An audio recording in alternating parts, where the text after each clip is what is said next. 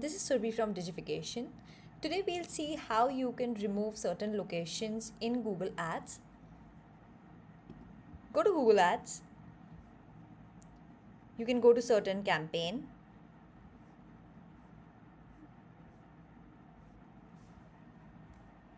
And here you can see the locations.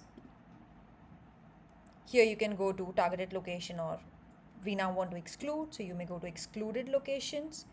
Here you'll find this option, location one which you're targeting, exclusions where you want to remove location where you don't want your ad to be seen.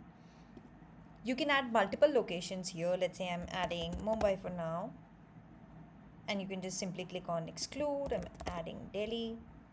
You may exclude. So you can also exclude certain countries, certain cities. Let's say I want to exclude Bangladesh here. So wherever you feel that these are the locations you want to exclude your ad in, then you can simply add it to the list and hit the save button.